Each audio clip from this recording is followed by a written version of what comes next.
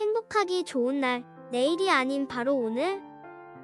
오늘도 부처님의 말씀을 듣도록 하겠습니다. 인간은 일상적인 생활에서 다양한 생각으로 마음이 얽히고 풀리는 순간을 경험합니다. 이런저런 생각에 잠이 들지 않도록 노력하며 동시에 명상을 통해 마음을 정화하려는 우리의 노력들은 때로는 밤에도 이어집니다. 그러나 모든 사람이 마음의 평화를 찾는 데에는 차이가 있습니다. 나의 경험에서 몸이 피곤할 때는 어떤 고민이나 꿈도 없이 잠이 손쉽게 찾아왔습니다. 하지만 나이가 들면서 밤에 잠이 찾아오지 않는 경우가 늘어갑니다. 그 때문에 밤을 새우며 이런저런 생각에 잠길 때가 많아졌습니다. 하루 동안의 허무함과 고민이 밤에 선명하게 드러나기 시작하는 것 같았습니다. 그런데 이것은 흥미로운 모순을 초래합니다. 왜냐하면 낮에는 게으름을 피우고 낮잠을 취하는 사람이 밤에 깨어 있어도 큰 문제가 되지 않는다는 것입니다. 그러나 진정한 부지런함과 생산성은 밤에 깨어있는 사람들에게서 나타납니다. 역설적으로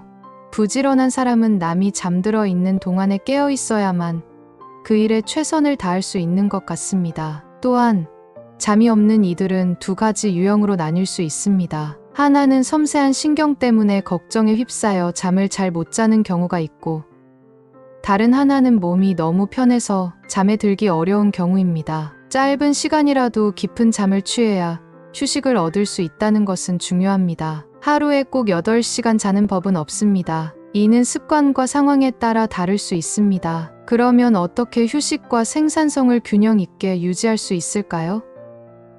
몸과 마음을 편안하게 만들고 꾸준한 운동과 건강한 습관을 유지하는 것이 중요합니다. 명상을 통해 마음의 평화를 찾으면서 낮에는 효과적인 휴식을 취하고 밤에는 생산적인 시간을 만들어가는 것이 좋습니다. 끝으로 강제로 잠들려고 애쓰지 않아도 된다는 조언이 눈에 띕니다. 우리의 몸은 필요한 순간에 적절한 휴식을 취할 수 있는 놀라운 자기 조절 메커니즘을 갖고 있습니다. 따라서 자연스럽게 잠이 찾아오게 하기 위해서는 우리 자신에게 충분한 관심을 기울이고 균형 있게 삶을 살아가는 습관을 길러나가야 합니다. 이러한 노력을 통해 우리는 밤의 조용한 순간에도 생산성과 휴식을 동시에 즐길 수 있는 삶을 만들어갈 수 있을 것입니다. 과거 해인사에서의 기억이 떠오르면서 밤의 정적 속에서 휴식에 대한 깊은 고찰이 필요하겠습니다. 찬불에 시달리던 그때 종소리에 일어나 불을 끌어 나가야 했던 기억은 삶의 불가피한 터닝 포인트 중 하나였습니다. 봄에 산골 사람들이 나무를 뜯으려고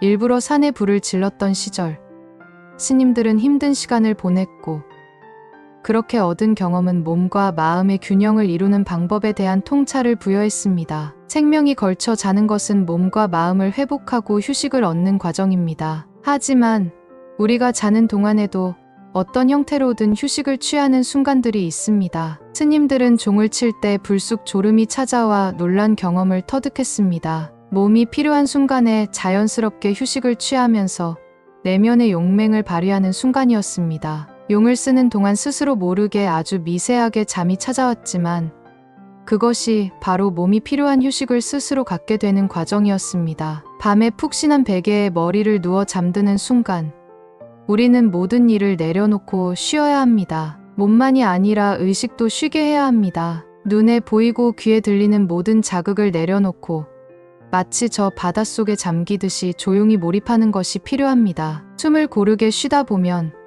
우리는 자연스럽게 숙면으로 들어갈 수 있습니다. 밤에는 몸과 마음을 휴식의 고요 속으로 안정시켜야 합니다. 그리고 이는 우리의 삶에서 순간적인 휴식뿐만 아니라 온전한 숙면을 통해 지속적으로 유지되어야 하는 것입니다. 밤의 고요 속에서 숨을 고르게 쉬며 의식을 조용히 정화시키면 우리는 새로운 하루를 맞이하기 위한 에너지와 평온을 얻게 될 것입니다. 과거에는 가난으로 먹고 싶어도 먹지 못했던 음식들이 요즘에는 우리의 식탁을 차지하고 있습니다. 서양의 영향으로 햄버거와 피자와 같이 기름진 음식들이 우리의 식생활에 더해졌습니다. 그 결과로 아이들은 김치나 된장과 같은 전통적인 맛을 알지 못하게 되었고, 체형은 멀쩡해 보이지만 체질은 약해지고 나약해진 상태가 되었습니다. 먹는 것은 우리의 습관 중 하나이지만 간소하게 먹고 간편하게 입는 것이 중요합니다. 동남아시아의 불교 수행자들은 지금도 오후에는 불식을 하는데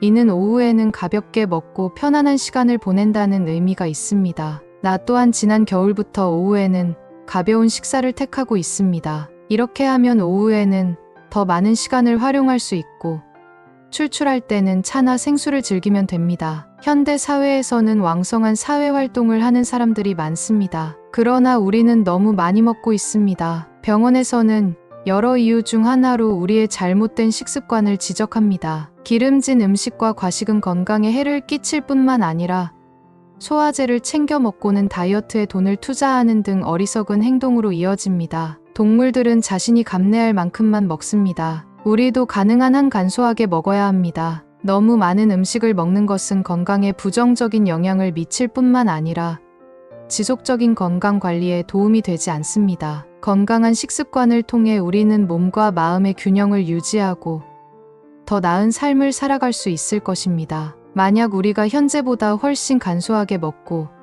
간편하게 입는다면 이 지구는 몸살을 덜 앓을 것입니다. 이는 자원의 낭비를 줄이고 쓰레기의 양을 최소화함으로써 지구 환경을 보호하는 한 방법일 것입니다. 불이람에 머물던 때 나 또한 식탐에 시달렸습니다. 스님들이 좋아하는 국수 한 사발을 김치에 걸쳐 먹으면서 많이 배가 불렀습니다. 그러나 그로 인해 위장이 힘들어졌고 큰 절에서 소화를 돕는 한약재를 찾아 먹은 경험을 통해 과식에 대한 깊은 깨달음을 얻었습니다. 그때부터는 조금 배고플 때가 정신이 가장 쾌적하다는 것을 깨달았습니다. 지나치게 배부르면 우리의 정신은 무뚝뚝해지고 과잉으로 인해 몸은 무거워집니다. 따라서 간소한 식습관과 편안한 차림이 중요합니다. 너무 많이 먹거나 지나치게 기름진 음식은 건강에 부정적인 영향을 끼칩니다. 몸이 호흡을 제대로 할 수 있도록 겹겹이 옷을 입지 않도록 주의해야 합니다. 간소하게 먹고 간편하게 입는 것은 우리 자신뿐만 아니라 지구의 건강에도 긍정적인 영향을 미칠 것입니다. 작은 노력이 모여 우리의 삶을 더욱 건강하게 만들어 나갈 수 있을 것입니다. 사람들과의 만남을 최소화하고 대신 자연과 가까워지는 삶을 추구하는 것은 현대 사회에서 어렵지만 매우 의미 있는 일입니다. 일주일 중에 정해진 시간에만 친구들과 만나고 나머지 시간에는 자연과 소통하면서 생활한다면 우리는 지구의 몸살을 덜 앓을 수 있을 것입니다. 현재의 주거 환경은 대부분이 고층 아파트나 집단 주거 공간으로 흙냄새를 맡을 수 없는 환경에서 살고 있습니다. 이로 인해 우리는 자연과 거의 격리된 삶을 살고 있는데 이러한 삶은 지극히 부자연한 것입니다. 이를 회복하려면 자연과 가까이 할 수 있는 시간을 찾아야 합니다. 자연과 가까워지면 자연의 질서와 우리 안에 있는 자연의 요소가 다시 살아날 것입니다. 가벼운 산길을 걷거나 들길을 산책하는 등의 활동을 통해 자연과 소통하는 시간을 가져보세요.